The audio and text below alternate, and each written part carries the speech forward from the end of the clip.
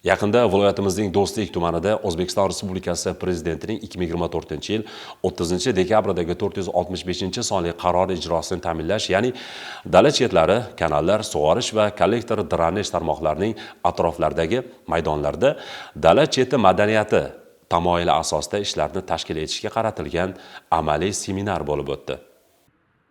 Jizzax viloyati o'simliklar karantini va himoyasi boshqarmasi va fermerlar kengashi bilan hamkorlikda tashkil etilgan amaliy seminar Jizzax viloyatining Do'stlik tumani Navbahor suv iste'molchilar uyushmasi dala maydonlarida o'tkazildi. Unda mutasaddilar tomonidan qarorga muvofiq dala chetlaridan samarali foydalangan qishloq xo'jaligi mahsulotlari yetishtiruvchilarni qo'llab-quvvatlash bo'yicha ichki fitosanitariya sertifikati 1 yil davomida bepul berilishi, qishloq xo'jaligi mahsulotlari yetishtiruvchilarga 36 oygacha imtiyozli davr bilan 84 oy muddatga yillik 18% stavkada kreditlar ajratilishi. Bunda kredit summasining 60% bo'yicha garov ta'minoti sifatida o'rnatiladigan quritish sexi va sovutgichli omborxonalar olinishi, 40% bo'yicha garov ta'minoti sifatida ularning qaytmaslik xatarini sug'urta qilish bo'yicha sug'urta polisi olinishi, dala chetlari, kanallar, sug'orish va kollektor, drenaj tarmoqlarining atroflaridagi yer maydonlariga sabzavot, poliz, dukkakli ekinlarni ekish ishlarini tezkorlik bilan tashkil etish, suv tarmoqlari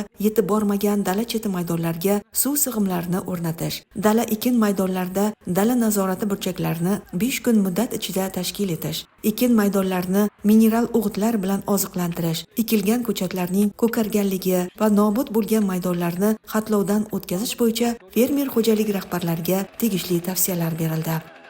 Har bir tumanda yer egalari, fermer xo'jaligi rahbarlari, dehqon xo'jaliklariga mana shu ko'chatni ekilishini boyagi tashkil qilish bo'yicha seminar, treninglar tashkil qilish bo'yicha grafik ishlab chiqilgan.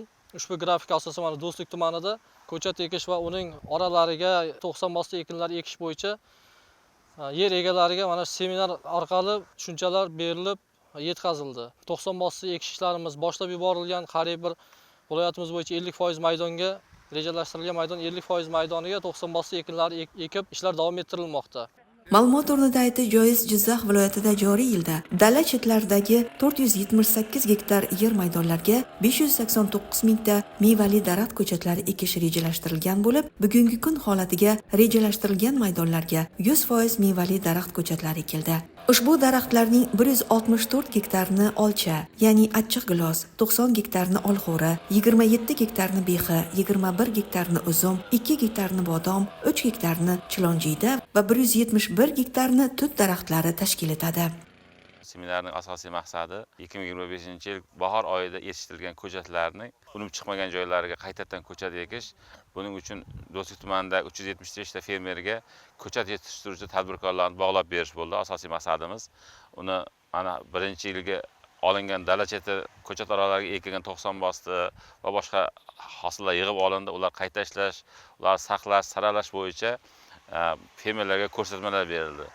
Darhaqiqat, olib borilayotgan bu ishlar pirovard natijada aholi daromadlarining oshishiga hamda mahsulotlarning sifatli va samarali tarzda eksportga yo'naltirishda va ichki bozorlarimizni sifatli qishloq xo'jaligi mahsulotlari bilan to'ldirishda muhim ahamiyatga ega.